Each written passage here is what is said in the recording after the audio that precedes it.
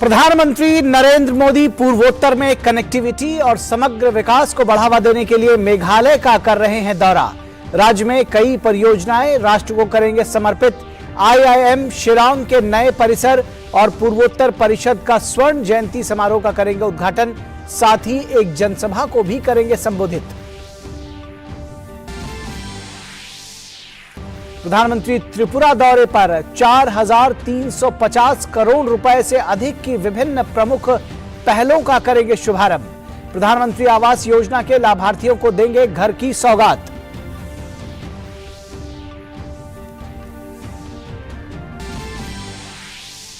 समुद्री सुरक्षा को मजबूत करने के लिए एक और अहम कदम P-15B स्टील्थ गाइडेड मिसाइल विध्वंसक युद्धपोत मोर मुगाओ को भारतीय नौसेना में किया जाएगा कमीशन। स्वदेश निर्मित IIS मोर मुगाओ ब्रह्मोस और बराक 8 जैसी मिसाइलों से है लैस।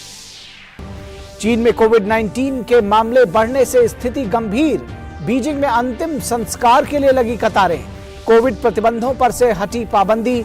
अमेरिका के institute of health matrix and evaluation ने 2023 तक चीन में कोरोना के कारण 10 लाख से ज्यादा लोगों की मौत का लगाया अनुमान।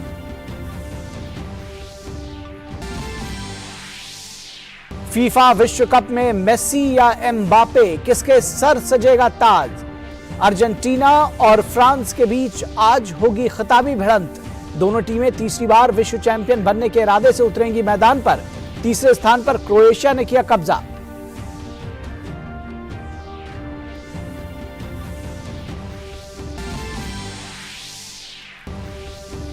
भारतीय महिला हॉकी टीम ने रचा इतिहास। FIH नेशंस कप के फाइनल में स्पेन को 1-0 से दी मात। जीत के साथ ही भारतीय महिला हॉकी टीम ने FIH प्रो लीग 2023-24 के लिए किया क्वालिफाई।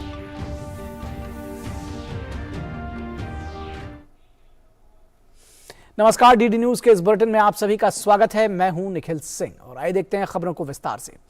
प्रधानमंत्री नरेंद्र मोदी आज पूर्वोत्तर के दौरे पर हैं। मेघालय में पीएम पूर्वोत्तर परिषद यानी NEC की बैठक में भाग ले रहे हैं। इसके बाद पूर्वोत्तर में कनेक्टिविटी और समग्र विकास को बढ़ावा देने के लिए प्रधानमंत्री मेघालय में कई परियोजनाओं को राष्ट्र को समर्पित करेंगे। प्रधानमंत्री IIM शिलांग के नए परिसर का उद्घाटन करेंगे। पीएम मेघालय में 4G मोबाइल टावर का उद्घाटन करेंगे, जिससे क्षेत्र में वॉइस कॉलिंग के साथ साथ इंटरनेट कनेक्टिविटी भी बढ़ेगी।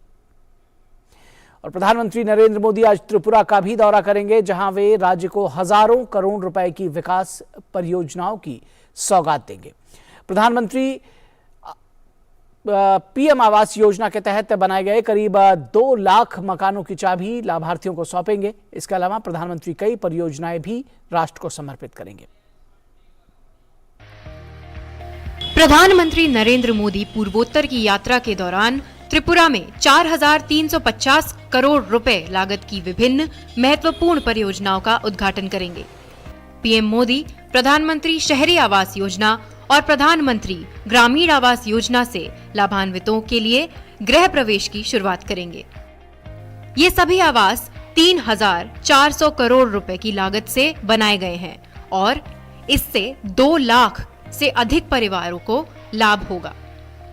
सब कुछ बहुत अच्छा हो गया है। नया एयरपोर्ट भी आ चुका है, फिर सड़कें भी बहुत अच्छे हो चुके हैं और कल जब आएंगे मोदी जी तो उनको भी दिखाई पड़ेगा कि मतलब रोड कितने अच्छे हैं और उनके लिए बहुत ही सजाया हुआ है हमारा त्रिपुरा और हम लोग बहुत ही एक्साइटेड हैं। दिल में उल्लास है, बहुत ही उल्लास है, क्योंकि मोदी एक ऐसा व्यक्तित्व है जो देश का नाम पूरे विश्व में उजागर कर दिया। मोदी जी आ रहे हैं, मुझे बहुत खुश रहे। मोदी जी की तरफ से मुझे एक घर मिला है। 8 साल में त्रिपुरा में बहुत बदलाव हुआ है और जो काम हो रहा है ना, वो सार्विक सबके लिए बहुत अच्छा काम हो रहा है। त्रिपुरा में जो मोदी जी ने काम किया है, इसीलिए मैं आपको बधाई देता हूँ। हम लोग बहुत अच्छा है। त्रिपुरा का डेवलप प्रचुर हुआ है। मकान सबको मिला है, पक्का मकान मिला है, पानी मिला है, करंट मिला है।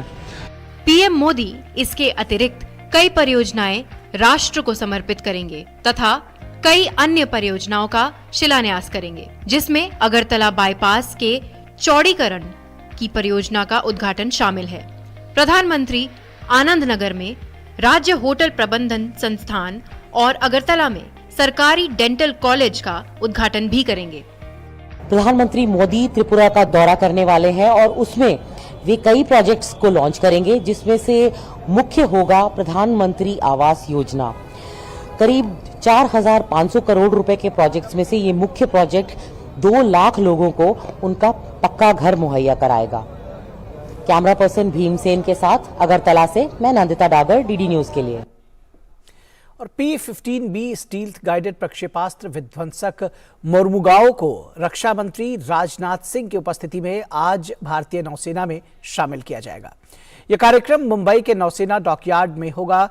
कार्यक्रम के दौरान विशाखापत्तनम श्रेणी के विध्वंसकों में से दूसरे विध्वंसक को नौसेना में औपचारिक रूप से शामिल किया जाएगा। इसकी डिजाइन भारतीय नौसेना ने स्वदेशी संगठन ने तैयार की है और निर्माण Mazagon dock shipbuilders limited Mumbai ने किया है। इस पोत की लंबाई 163 मीटर, चौड़ाई 17 मीटर और वजन 7,400 टन है। पोत में शक्तिशाली 4 गैस टर्बाइन्स लगे हैं। पोत कुछ समय में ही 30 समुद्री मील तक की गति पकड़ सकता है। मोरमुगाओ उत्कृष्ट हथियारों और दूर संवेदी उपकरणों से लैस है, जैसे जमीन से जमीन पर और जमीन से हवा में मार करने वाली मिसाइलें। पोत की पनडुब्बी रोधी युद्ध क्षमताओं को देश में ही विकसित किया गया है और पोत में रॉकेट लॉन्चर, टारपीडो लॉन्चर और SAW हेलीकॉप्टर की व्यवस्था है। पोत आणविक, जैविक और रासायनिक युद्ध परिस्थितियों से लड़ने में सक्षम है। इस पोत की अनोखी विशेषता यह भी है कि इसमें लगभग 75% हिस्सा पूर्ण रूप से स्वदेशी है। और जम्मू कश्मीर के रामबन जिले में जम्मू श्रीनगर राष्ट्रीय राजमार्ग पर निर्माणाधीन 4 लेन की सुरंग ढह गई है। इस घटना में किसी तरह की जनहानि या मशीनरी को नुकसान नहीं हुआ है। सुरंग ढहने की घटना के बाद राहत और बचाव कार्य जारी है। स्थानीय अधिकारियों ने बताया है कि जम्मू श्रीनगर राष्ट्रीय राजमार्ग पर लगभग 400 मीटर लंबी नई सुरंग रामबन जिले के मारून क्षेत्र में तैयार की जा रही है और ये अपने अंतिम चरणों में है। रामबन की ओर से लगभग 100 मीटर की दूरी पर 17 दिसंबर की रात को अचानक सुरंग का एक बड़ा हिस्सा ढह गया। ग्रेटर नोएडा एक्सप्रेसवे पर आज सुबह एक बड़ा हादसा हो गया। एक्सप्रेसवे पर 2 बसों की टक्कर में 3 लोगों की मौत हो गई है, वहीं 10 अन्य लोग घायल हो गए हैं। मौके पर पहुंची पुलिस की टीम ने दोनों बसों में फंसे लोगों को निकालकर उपचार के लिए जिला अस्पताल पहुंचाया। जानकारी के मुताबिक मध्य प्रदेश के शिवपुरी से दिल्ली जा रही बस और उत्तर प्रदेश के प्रतापगढ़ से आनंद विहार जा रही बसें एक दूसरे से टकरा गईं। दोनों बसों की टक्कर इतनी भीषण थी कि वाहनों के परखच्चे उड़ गए। वहीं सूचना पाकर ग्रेटर नोएडा पुलिस तत्काल मौके पर पहुंची और रेस्क्यू शुरू किया। और राष्ट्रीय राजधानी दिल्ली समेत उत्तर भारत में ठंड का असर देखने को मिल रहा है। दिल्ली NCR में आज सुबह से ही धुंध दिखाई दे रही है। राजधानी में ठंड का प्रकोप धीरे धीरे बढ़ता जा रहा है। दिल्ली में न्यूनतम तापमान 6 डिग्री सेल्सियस तक पहुंच गया है। मौसम विभाग के अनुसार अगले कुछ दिनों में न्यूनतम तापमान 6 डिग्री सेल्सियस पर ही बरकरार रहेगा। वहीं आज अधिकतम तापमान 24 डिग्री सेल्सियस तक रह सकता है। ठंड का असर NCR के क्षेत्रों में भी दिखाई देगा। मौसम वैज्ञानिकों ने धुंध और कोहरे के बाद दोपहर तक आसमान साफ होने का भी अनुमान जताया है। वहीं राजधानी दिल्ली में प्रदूषण की स्थिति बहुत खराब श्रेणी में बरकरार है। और समूचे उत्तर भारत में ठंड ने दस्तक दे दी है। सर्द हवाओं के चलते तापमान में भी गिरावट दर्ज की जा रही है और ऐसे में कानपुर में जूलॉजिकल पार्क के अधिकारियों ने चिड़ियाघर के जानवरों के लिए खास इंतजाम करने की शुरुआत कर दी है। जानवरों को ठंड से बचाने के लिए उनके पिंजरों के बाहर हीटर की व्यवस्था की गई है। वहीं मांसाहारी जानवरों के कमरे में तख्त बिछाई गई है और जानवरों के लिए खाना भी बढ़ा दिया गया है। इसके अलावा शाकाहारी जानवरों के पिंजरों को पॉलीथीन से ढक दिया गया है। साथ ही रूम हीटर और बल्ब जैसी चीजों की व्यवस्था की गई है। और उत्तर प्रदेश में कोहरा और ठंडी हवा की दस्तक के बाद अब सर्दी धीरे धीरे बढ़ रही है, जिसके चलते तापमान में गिरावट दर्ज की जा रही है। कानपुर और आसपास के जिलों में आज घना कोहरा छाया रहा। घने कोहरे की वजह से विजिबिलिटी कम हो गई, वाहनों को लाइट जलाकर आवागमन करना पड़ा। वहीं ठंड से बचने के लिए लोग आग तापते दिखे। चाय की दुकानों पर भी लोगों की भीड़ नजर आई। मौसम विभाग के अनुसार कानपुर में आज न्यूनतम तापमान 6 डिग्री सेल्सियस बरकरार रहेगा। और विश्व प्रसिद्ध फिल्म निर्माता हंगरी के बेला तर भारतीय फिल्म और टेलीविजन संस्थान पुणे पहुंचे हैं। बेला तर फाइनल ईयर डिप्लोमा के लिए फिल्म निर्देशन में 5 दिवसीय मास्टर क्लास आयोजित करने के लिए FTII पहुंचे हैं। बेला तर आज FTII परिसर में छात्र समुदाय के लिए एक सत्र भी आयोजित करेंगे। सत्यजीत रे film and television institute Kolkata के छात्र भी इस ओपन सेशन में ऑनलाइन शामिल होंगे। बेला तर को केरल के 27वें अंतर्राष्ट्रीय फिल्म महोत्सव में लाइफ टाइम अचीवमेंट अवार्ड से सम्मानित किया जाएगा। और चीन में कोरोना से होने वाली मौतों के बारे में जारी हुई एक रिपोर्ट ने चीन की चिंताएं बढ़ा दी हैं। अमेरिका के institute of health matrix and evaluation ने अनुमान जताया है कि 2023 तक चीन में कोरोना के कारण 10 लाख से ज्यादा लोगों की मौत हो जाएगी। यह अनुमान चीन में कोविड प्रतिबंधों की पाबंदी के बाद की स्थिति को ध्यान में रखते हुए लगाए गए हैं। अनुमान के मुताबिक चीन में अप्रैल की शुरुआत में कोरोना मामलों का पीक आएगा। उस समय तक मौतों की संख्या 3,22,000 तक पहुंचने की आशंका है। IHME के डायरेक्टर क्रिस्टोफर मुर्रे के अनुसार अप्रैल तक चीन की 1/3 जनसंख्या को कोरोना का संक्रमण हो चुका होगा। और थाईलैंड के राजा और रानी कोरोना से संक्रमित पाए गए हैं। राजमहल में शनिवार को यह जानकारी दी गई। रॉयल हाउस होल्ड ब्यूरो ने एक बयान में कहा कि चिकित्सकों ने 70 वर्षीय राजा महावजीरा लोंगकोर्न और 44 वर्षीय रानी चुथिथा को संक्रमण के हल्के लक्षण पाए हैं तथा दोनों का स्वास्थ्य अभी ठीक है। वही डॉक्टरों ने उन्हें कुछ समय के लिए शाही कार्यों से दूर रहने की सलाह दी है। इससे पहले गुरुवार और शुक्रवार को राजा और रानी बैंकॉक के चुलालोंगकोर्न अस्पताल में राजकुमारी बजरी कीतियाभा महिदोल का हालचाल जानने के लिए पहुंचे थे। बुधवार को हृदय की समस्या के कारण बेहोश हो जाने के बाद राजकुमारी को अस्पताल में भर्ती कराया गया था। और मलेशिया की राजधानी कुआलालंपुर में एक पर्यटक शिविर स्थल क्षेत्र में हुए भूस्खलन से मरने वालों की संख्या बढ़कर 24 हो गई है। वहीं 9 लोग अभी भी लापता हैं। बचाव और राहत अभियान जारी है। रेस्क्यू ऑपरेशन के लिए मौके पर टीमें तैनात की गई हैं। शनिवार को जारी रेस्क्यू ऑपरेशन के दौरान बचाव कर्मियों को एक मां और उसके बेटे की बॉडी मलबे से बरामद हुई थी।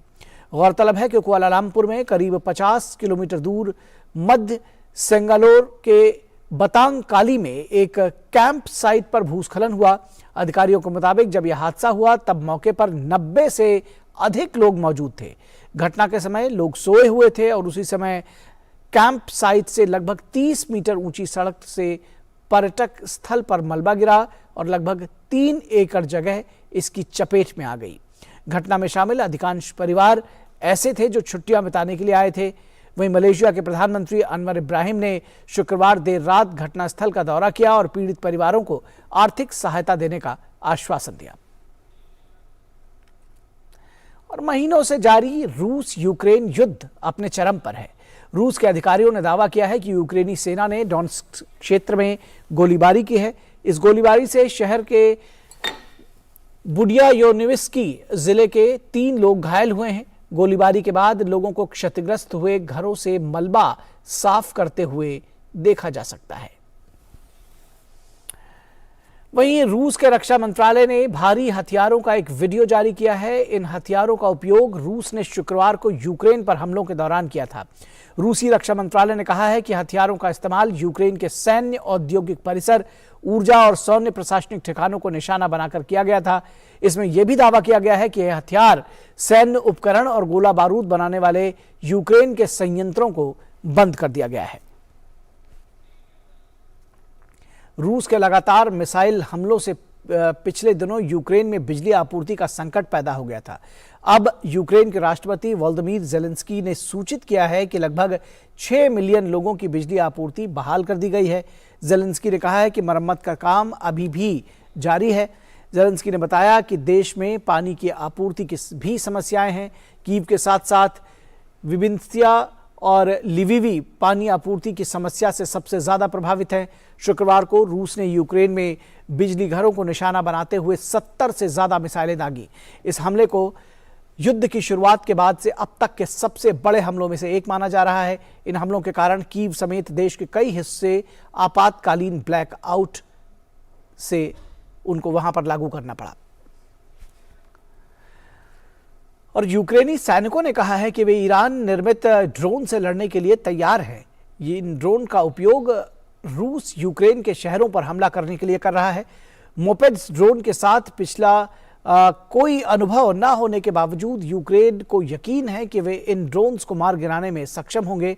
यूक्रेनी रक्षा अधिकारी डेनिस ने बताया है कि यूक्रेन के सशस्त्र बलों को पश्चिमी विमान रोधी हथियार की डिलीवरी के बाद से रूसी पायलटों के लिए हमला करना कठिन हो गया है।